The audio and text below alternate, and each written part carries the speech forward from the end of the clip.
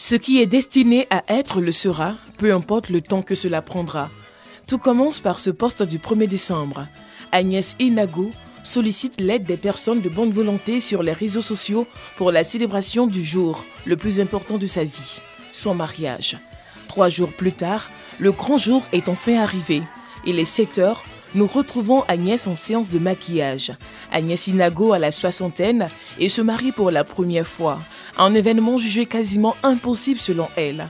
Au fur et à mesure que les années passaient, ses espoirs s'effaçaient. Mais en août 2020, celui qui n'était juste qu'un compagnon va lui faire sa demande. Une demande à laquelle elle n'accorde pas grande importance. Il était malade. Je ne le connaissais pas. Quelqu'un m'a envoyé chez lui là-bas. J'ai prié. Il paraît que tous les hommes de Dieu qui ont passé disaient qu'il est presque mort. Mais moi, à mon arrivée, Dieu m'a inspiré. J'ai prié pour lui. Quand il est guéri, c'est comme ça. Un peu. C'est lui, l'auteur de la demande. Vêtu d'un costume de couleur bleue symbolisant la fidélité et la sagesse, Ziggy Digbe, âgé de 60 ans également, ne cache pas sa joie. Quand tu es avec une femme, puis tu tournes en rond, cela veut dire que ce n'est pas ta chance. La femme avec qui j'étais, elle me dit que moi j'étais malade.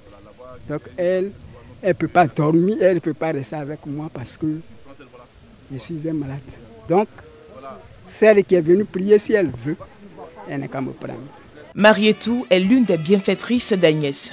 Elle est coiffeuse et maquilleuse professionnelle. Je suis tombée sur la publication d'où je voyais, il a cité, la maman a eu une robe, elle a eu un bijou, mais il restait la coiffure et le maquillage. C'est comme ça que j'appelle le numéro. Je dis, bon, moi je peux coiffer maman. C'est la mairie de Songon qui sert de témoin de l'union de ses amoureux. Une fois dans la salle, les choses se concrétisent. Les jeunes mariés reçoivent le fameux livret familial. Une fois la cérémonie civile terminée, nos jeunes mariés peuvent enfin festoyer en famille. Plusieurs personnes pensaient qu'Agnès avait renoncé à l'amour parce que du haut de ses 60 ans, elle ne s'était jamais mariée. Parmi ces personnes, son frère cadet. Moi, c'est l'heure du miracle. Je ne réalise même pas qu'à 60 ans, que quelqu'un puisse se marier. D'autant plus qu'on nous dit souvent, quand une femme passe 35 ans, ce n'est même plus possible. Mais elle a 60 ans. C'est encore des choses pour dire que Dieu est vivant. Gisèle est l'auteur de la publication sur les réseaux sociaux. Elle est reconnaissante. On a tout reçu, que ce soit la robe, que ce soit le gâteau. Vraiment, quand je dis tout, c'est tout. Et moi, je tiens vraiment à dire merci à toutes ces personnes qui se sont mobilisées pour la réussite de cet événement-là. Que ce sourire que maman a puisse réjaillir sur chacun de toutes ces personnes-là. C'est avec les visages resplendissants de bonheur que nos jeunes mariés lancent un appel. Je dis à toutes les femmes qui ne sont pas mariées d'avoir foi en Dieu. Amen, amen. Comme le Christ pouvait dire, chacun ne connaît pas le jour de son jour. Amen. Ils sont nombreux ces hommes et femmes à la recherche de l'âme sœur.